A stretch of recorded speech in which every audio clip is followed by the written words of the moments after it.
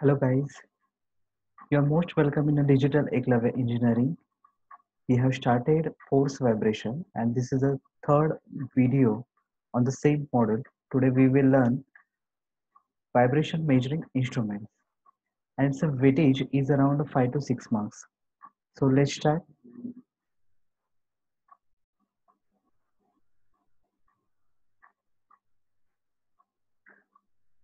Before starting numericals, we will cover little bit theory which is a repetitive.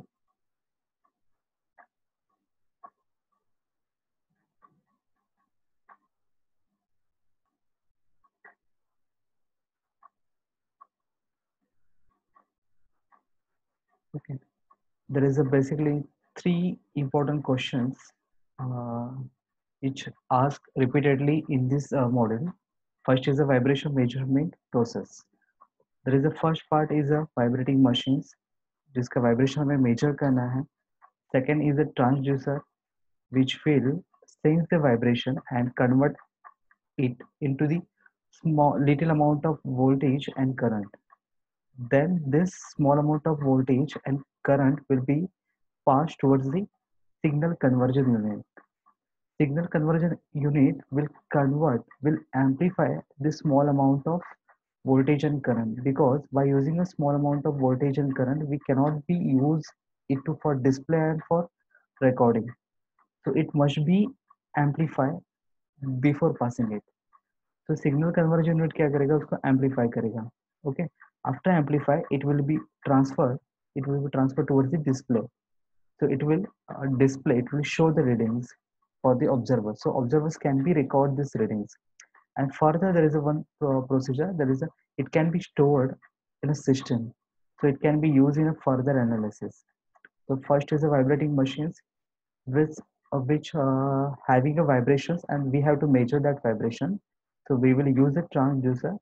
It will sense the vibration, and it will convert it into the signals, but these signals are in the form of small amount of voltage and current, so it cannot be processed, so it must be amplified. So signal conversion unit will amplify these signals and it will be sent towards the display unit, and so display unit will show the readings, and these readings can be stored in a system for the analysis part, so data analyzer. So this was the first question. So it may ask during the exams, and second one is a question. This comes on classification of the vibrating measurement instruments. Classification of vibration measuring instruments. So basically ये question भी आता है question number 1 में having around 4 to 5 marks weightage. तो वहाँ पे तीन classification है. First depends on input, second methods, and third one is output. So input, active instrument and passive instrument.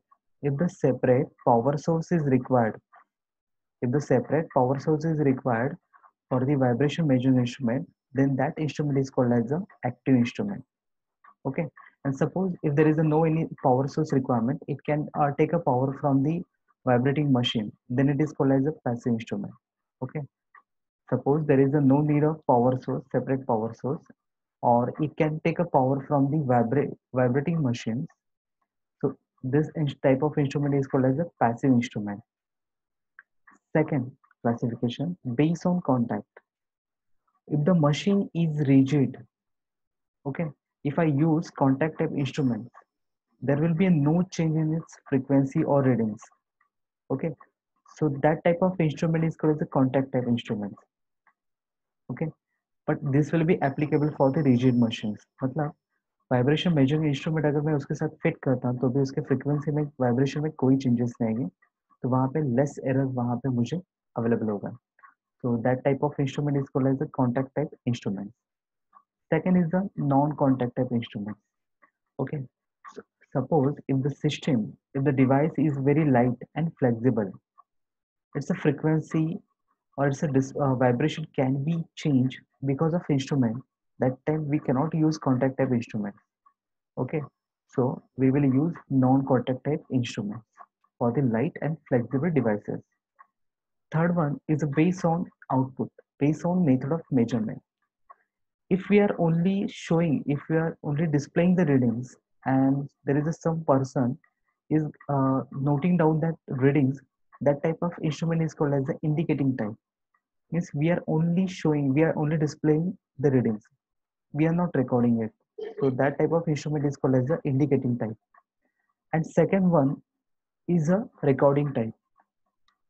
If I if I storing this data for the further analysis, then it is called as a recording type instruments. Okay, so first is the power requirement, second based on contact, and third one method of measurement. So before starting numericals, we will revise some important formulas. First, steady state relative amplitude. This word is important, relative amplitude. So for this chapter, steady state relative amplitude will be, it's a same formula we have already used in the first part of force vibration. Z upon y is equal to r square upon under root of 1 minus r square the whole square plus 2 r the whole square. Okay. Second, sometimes error is given. So basically error क्या होता है? Error, that is a true value minus recorded value. True value minus recorded value. This is the difference, is called as the error. If I want to measure the percentage of error, then simply क्या करना है आपको? Error divided by true value or actual value into 100. Then you will get percentage of error. Okay. Sometimes numerical में आपको directly percentage of error given रहेगा. तो depends on percentage of error. वहां पे दो टाइप्स है, दो इंस्ट्रूमेंट है. First is a vibrometer and second one is a accelerometer. तो वाइब्रोमीटर का अलग फॉर्मूला है, एक्सेलेरोमीटर का अलग फॉर्मूला है. तो सबसे पहले आपको चेक करना है मॉडल कौन सा है, देन इंस्ट्रूमेंट कौन सा है, फिर उसका फॉर्मूला आपको सिलेक्ट करना है. तो 1 plus or minus percentage of error is nothing but percentage of accuracy is nothing but a z upon y is nothing but r square upon under root of 1 minus r square the whole square plus 2 r the whole square. Okay, so 1 minus plus 1. So vibrometer के जितने भी numericals हैं, जब आपको percentage of error given होगा तो एक बार plus लेके सॉल्व करना है, एक बार माइनस लेके सॉल्व करना है. Okay.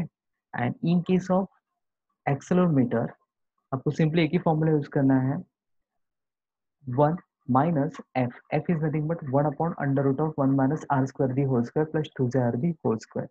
Okay, so there is a no need of plus or minus. Simply आपको एक बार प्लस में लेके सॉल्व करना है एक्सेलेरोमीटर के. बेसिकली वाइब्रोमीटर एक्सेलेरोमीटर होता क्या है?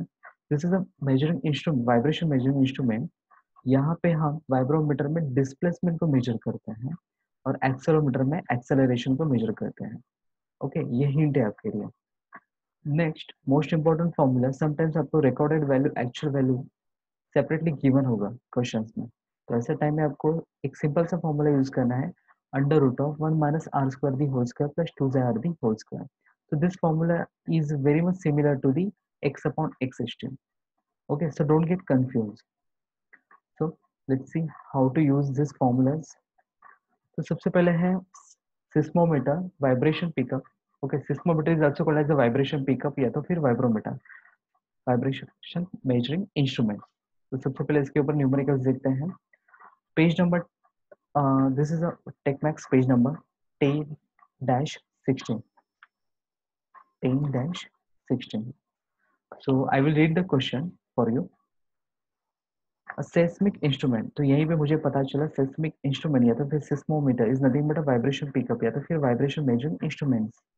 तो वाइब्रोमीटर के लिए आपको वैल्यू दिया हुआ है. तो यहाँ पे इसका चैप्टर भी पता चला और उसका टाइप भी पता चला. Okay, at 1000 rpm. So rpm is also given. The natural frequency of the seismic instrument is a 20 radian per second. Okay, natural frequency कितना दिया है? 20 रेडियन पर second. Instrument records relative amplitude of 0.5 mm.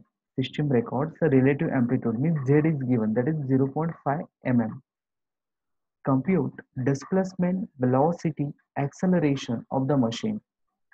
Well, displacement, velocity and acceleration of the machine, and damping is neglected. So xi is a 0. The value of the xi is a 0. तो सबसे पहले देखते हैं कि formula कहाँ पे use होगा. यहाँ पे हमने एक फॉर्मूला मिस किया था, that is for vibrating machine displacement. Guys we are using a vibration measuring instrument, तो उसका डिस्प्लेसमेंट को हम एक्स बोलते हैं, एंड वाइब्रेटिंग मशीन जो है वो उसके लिए सपोर्ट की तरह एक्ट करेगा, और सपोर्ट के एम्पलीट्यूड को हम बोलते हैं Y. So displacement small y is equal to capital Y, velocity y dot is equal to y omega, and acceleration y double dot is equal to y omega square. Okay, so note down these formulas. So first of all, I will have to find y, then y dot, then y double dot. तो starting कहाँ से होगी? z से होगी। तो आपको vibrometer का formula पता है, आपको वाइब्रेशन मेजरिंग इंस्ट्रूमेंट का जो मेन फॉर्मूला था question number sorry formula number 1 z upon y is equal to r square upon under root of 1 minus r square the whole square plus 2 xi r the whole square। तो ये formula को use करना है, xi का value क्या है, given है। Okay, y आपको फाइंड आउट करना है। ओके, r फाइंड आउट करना है। r फाइंड आउट कहाँ से होगा, तो ओमेगा अपॉन ओमेगा एन से। बट ओमेगा मुझे पता है, मुझे क्योंकि n पता है, तो n ओमेगा 2 पाई n अपॉन 60 करके मुझे ओमेगा फाइंड आउट करके लिया। ओमेगा n तो गिवन था, so I will get omega n sorry frequency ratio r, तो वो यहाँ पे क्या होगा, यूज होगा। एंड वैल्यू ऑफ जो जाए तो क्या है, जीरो है, वो तो गिवन है, टेंशन है कि neglect the damping. So Z upon Y, तो फॉर्मूला क्या बचा, Z upon Y is equal to R square under root of 1 minus R square the whole square. So guys यहाँ पे आर का वैल्यू चेक करो, 5.235, 5.235। ये स्क्वायर रूट कैंसिल होगा, तो बचेगा क्या, 1 माइनस 5.235 का स्क्वायर, तो वैल्यू विल बिकम निगेटिव। सो वहाँ पे सॉल्व नहीं होगा, कुछ रॉन्ग आंसर आएगा। सो बेटर है कि हमने क्या किया, उसको कन्वर्ट किया। सो -1 मैंने कॉमन लिया, फिर वहाँ पे सिंप्लीफिकेशन हुआ, and finally I will get R square -1। This concept we have already use in a vibration isolation. Okay, so R square -1 कब करना है, जब आपका आर का वैल्यू ग्रेटर देन 1 है। तो 1 माइनस करने से बेटर है आर स्क्वायर -1 करो। सो आर का वैल्यू आपको पता है, जेड का वैल्यू आपको पता है, then you will get value of Y. Next Y dot क्या है, नथिंग बट वाई ओमेगा। तो आपको वाई भी पता है, ओमेगा भी पता है, you will get Y dot meter per second. Next acceleration Y double dot Y omega square. तो वाई भी पता है, ओमेगा भी पता है, you will get 5.27 meter per second square. So this numerical is was completely dedicated to formula number 3. Okay, so next numericals, page number 10-15 and question number 10.9.11. I will read the question. A spring mass damper system having an undamped natural frequency, okay, 100 hertz. hertz से पता चला मुझे f दिया है, undamped natural means there is a no damper, so without damper तो मुझे natural frequency मिलेगा, so it's a fn.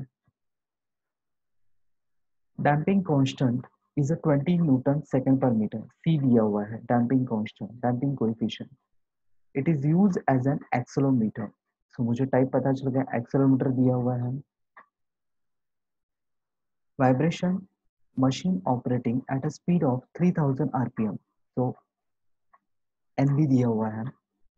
If the actual acceleration 10 meter per second square and recorded acceleration is a 9 meter per second square, find mass and spring constant of the accelerometer. तो m find out करना है, k find out करना है। तो fn दिया हुआ है, तो ओमेगा n मिलेगा 2 पाई अपॉन 2 पाई fn करके, you will get omega n। n दिया हुआ है 2 पाई अपॉन 60 करके, आपको क्या मिलेगा, ओमेगा पता चलेगा। दोनों का ratio low, you will gate r। Okay, तो यहाँ पे फॉर्मूला कौन सा यूज होगा, तो यहाँ पे डायरेक्टली रिकॉर्डेड एंड एक्चुअल, ये आपको फॉर्मूला अवेलेबल है। Formula number 6, recorded value divided by actual value is equal to 1 upon under root of 1 minus r square the whole square plus 2 r the whole square। Okay, so मैंने वो formula use किया यहाँ पे।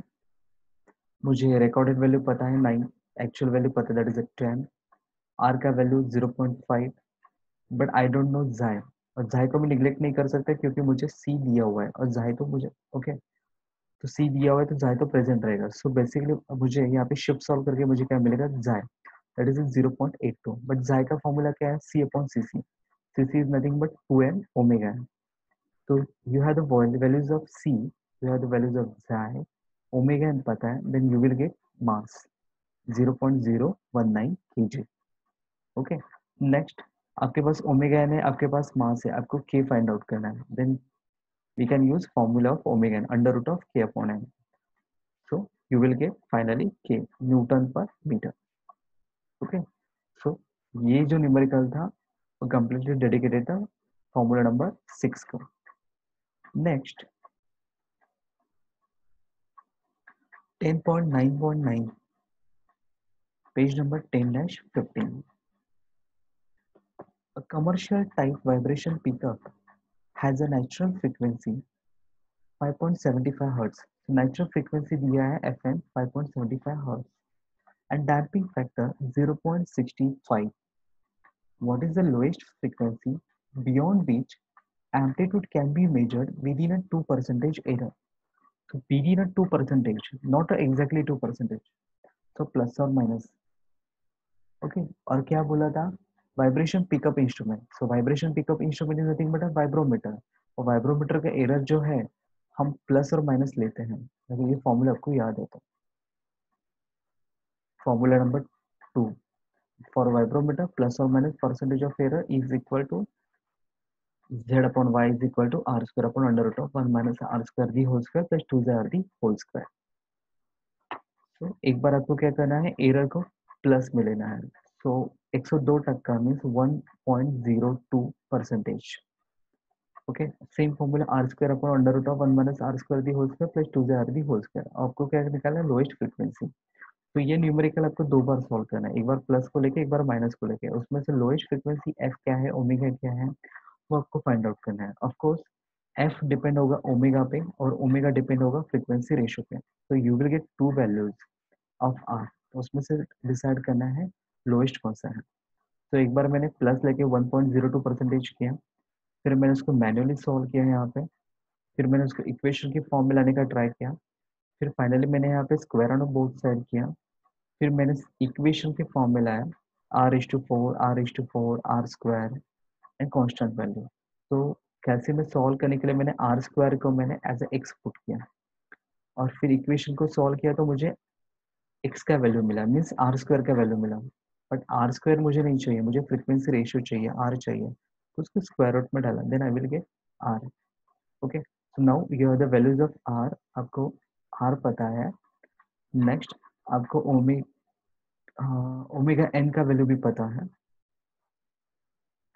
सो आपको क्या मिलेगा, omega. Okay, फिर जो ओमेगा आएगा उसको डिवाइड बाय 2 पाई कर दो, आपको क्या पता चलेगा, एफ. सेम न्यूमेरिकल आपको -2% मीन्स 98%. ओके, तो 98% के लिए मैंने यहाँ पे भी सॉल्व किया. अगेन कैलसी में ट्राई करके देखो, शिफ्ट सॉल्व हो रहा है तो बेटर है, अदरवाइज ये आपको मैनुअली सॉल्व करना है. Don't do mistakes during this process. Okay, तो मैंने जितना हो सके उतना सिंप्लीफाई करने की कोशिश किया है. फिर मैंने स्क्वायर ऑन बोथ साइड किया, फिर आर स्क्वायर को एज ए एक्सपोर्ट किया, फिर मुझे एक्स का वैल्यू मिला मीन्स आर स्क्वायर का वैल्यू मिला, फिर मैंने उसको स्क्वायर रूट में डाला, then I will get R. फिर आर का वैल्यू पता है, ओमेगा इन का वैल्यू पता है, then you will get omega. Okay, तो ओमेगा मिलते हैं डिवाइड बाय 2 पाई करो, आपको क्या पता चलेगा, फ्रीक्वेंसी इन हर्ट्ज. तो फर्स्ट आंसर था 11.44 हर्ट्ज और सेकंड आंसर है 8.98 hertz.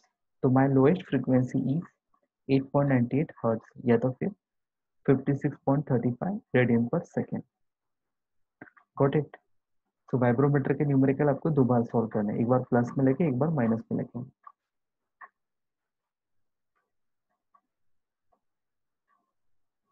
Question number 4. Actually, these questions are right now. These are not available in TechMax.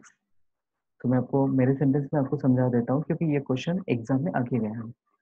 तो फॉर एक्सेलेरोमीटर तो मुझे टाइप पता चला, वाइब्रेशन मेजरिंग इंस्ट्रूमेंट पता चला है.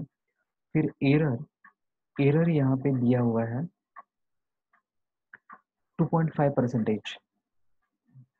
Value of damping ratio 0.70. Undamp natural frequency that is 80 hertz. Find value of omega. Find a frequency. Okay. तो accelerometer का फॉर्मूला आपको क्लिक होना चाहिए, लास्ट फॉर्मूला था एक्सेलोमीटर का, percentage of error is equal to 1 minus F, F क्या था 1 upon under root of 1 minus R square the whole square plus 2 R the whole square. तो ये फॉर्मूला आपको यूज करना है। There is no need to plus और minus, accelerometer को हम जो दिया है एज इट इज कंसिडर करते हैं। तो 2.5 परसेंटेज मतलब 2.5 डिवाइड बाय 100, 1 माइनस वो सब कुछ मैंने यहाँ पे पुट किया। मुझे जाई का वैल्यू पता था but I don't know value of R, मुझे सिर्फ ओमेगा एन पता है, वो भी 2 पाई एफ एन करके। सो आर आपके लिए अननोन रहेगा। अगेन आपको जितना हो सके उसको सिंप्लीफाई करना है, R as to four R square के फॉर्म में मिलेगा, फिर स्क्वायर ऑन बोथ साइड करो, फिर आर स्क्वायर को एज एक्सपोर्ट करो, कैलसी से आंसर निकालो, then you will get R square का वैल्यू, फिर स्क्वायर रूट निकाल के आपको आर का वैल्यू पता चलेगा।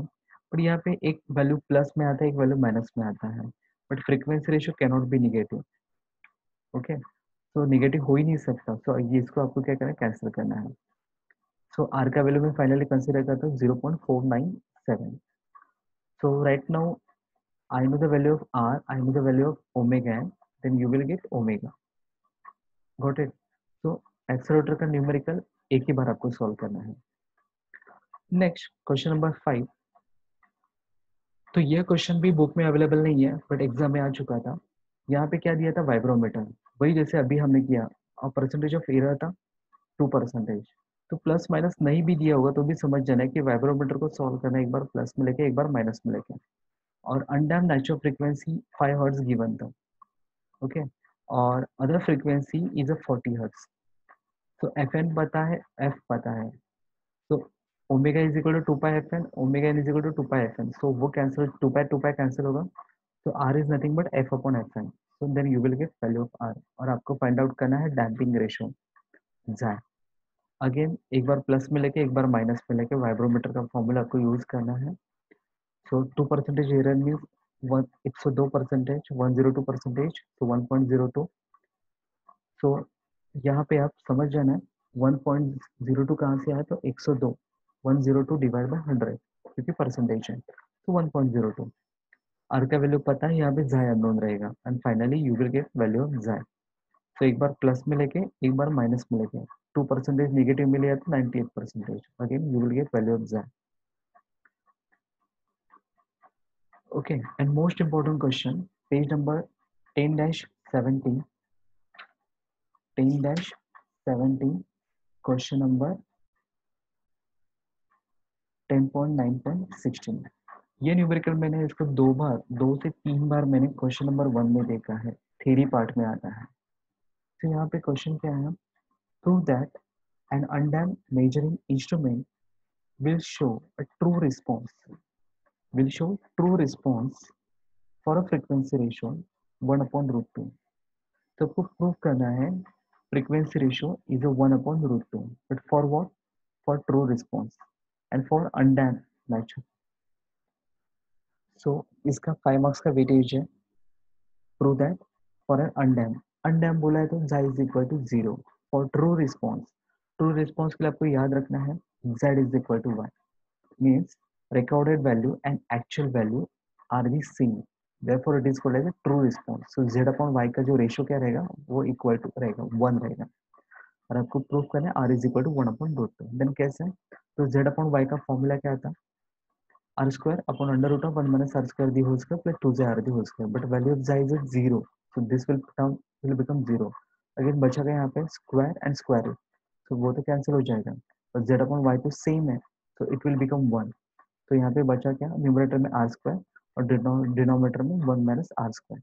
Again denominator will go to the left hand side and it will multiply, so 1 minus r square is equal to r square, so minus r will come here, it will become twice r square, so 2 will go here, it will become 1 upon root 2, 1 upon 2 is equal to r square, but so r is equal to 1 upon root 2। so guys इसका practice करना है, ये 2 से 3 बार आ चुका है। तो सबसे पहले क्वेश्चन जो तो थ्योरी में था वो vibration measurement process, second classification and third one this derivation, तीनों में से एक आता है। ओके, और न्यूमेरिकल का लास्ट पार्ट ये भी एग्जाम में 2 से 3 बार मैंने इसको देखा है। फिलहाल न्यूमेरिकल ये टेक्मैक्स में अवेलेबल नहीं है, बट मैं आपको एक्सप्लेन करता हूँ। हियर सपोर्ट वाइब्रेशन मीन्स नीचे वाला मशीन, वो क्या रहेगा y. सपोर्ट का vibration, so amplitude is 4 mm, 4 into 10⁻³ meter. Damping ratio is also given 0.2 and frequency is a 12 radian per second. 12 radian per second.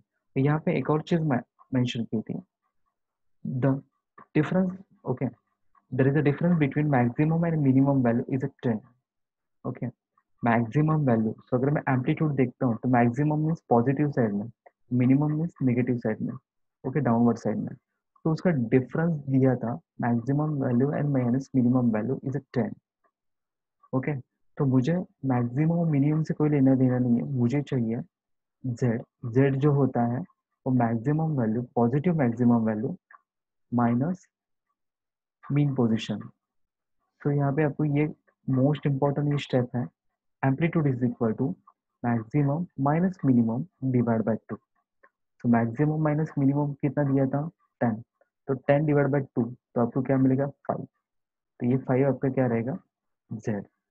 तो ये स्टेप इंपॉर्टेंट है, अगर आपको पूरा मैक्सिमम माइनस मिनिमम दिया तो उसको डिवाइड बाय 2 करना है, वो आपको क्या रहेगा एम्पलीट्यूड रहेगा. So now you have the values of Z, Y, जाई, ओमेगा.